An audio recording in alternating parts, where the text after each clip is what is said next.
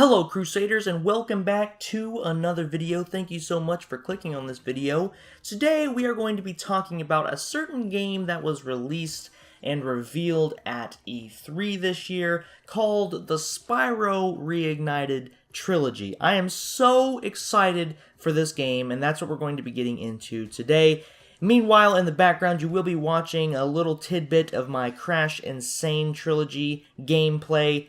Yes, it's terrible, and I know you're gonna tear me apart in the comment section. I die so many times.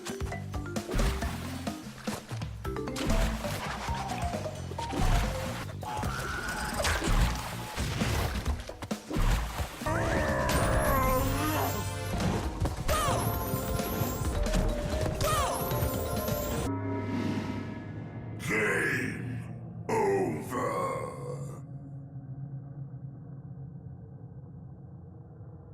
And I missed so many boxes.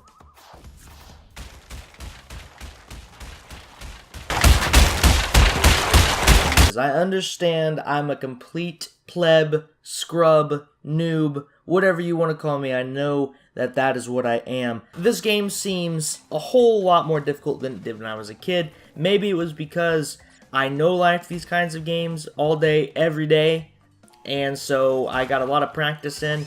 And I've not played much of this game, unfortunately, since it came out as a remaster, but I do plan to play more of it. But that doesn't help me for this gameplay, so I do apologize that the gameplay is so poor, but it's all I got. So, Spyro. We gotta talk about Spyro. Possibly my favorite game of all time, simply because I played more of this game as a kid than probably any other game growing up. I absolutely loved Spyro. It was my first experience into an open world game, and it was for PlayStation 1, so obviously it can't really compare to the open world games of today, but for its time, I remember it being so ahead of its time, because the worlds seemed so vast, the characters seemed so in-depth, there seemed like there were so many characters, and it just felt like the game went on and on and on forever. There was so much content to this game, and for being made in the late 90s into the early 2000s, it was incredible to see just what all they put into a single game. But I do have a few things that I specifically was excited about to see. Obviously, first of all, the level and character design in this game is absolutely out of this world. Phenomenal, complete turnaround from the original game. This wasn't simply a remaster of the original game. It was, but they actually more so rebuilt this game from the ground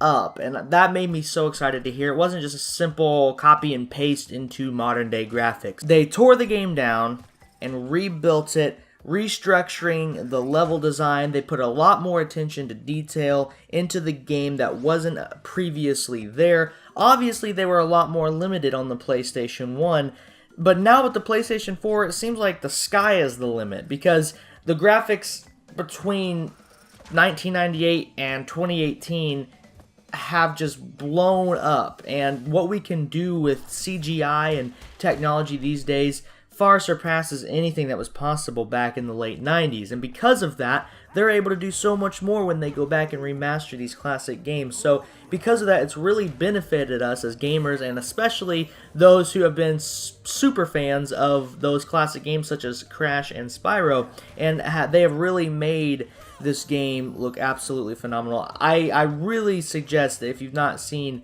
any Spyro gameplay yet, you need to go and watch a little bit of it. It's just, from the game we all remember playing as children to the game we're seeing now, is night and day in comparison in terms of graphics. But thankfully, they stayed the same in their approach. This game will still feel exactly like what you played and what I played growing up. They kept the script pretty much entirely the same, but what I did love to hear was that they brought in the same actors, I believe, to kind of rework the script and rework the dialogue and things of that nature. It's just nice to see Spyro get this kind of attention, because after the original trilogy, Insomniac kind of had a falling out with Sony, and when they left, they could not bring Spyro with them because Sony owned the copyright property of Spyro. So when Insomniac left, they had to leave behind their passion project. And so after that, Spyro did not really get what he deserved. He didn't get any great content, in my opinion, and I was glad I wasn't exposed to any of those games, because it would have really disappointed me after being such a big fan of Spyro as I am.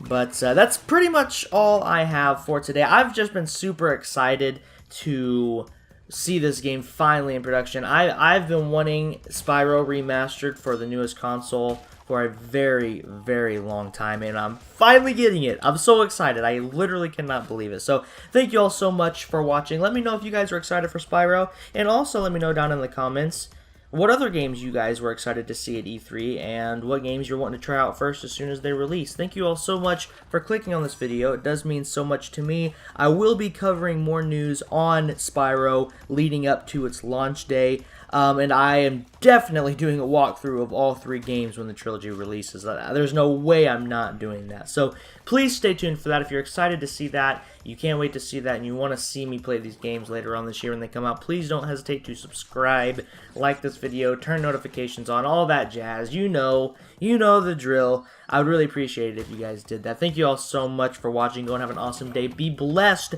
I will see you in the next video, Crusaders. This has been Eli. Goodbye.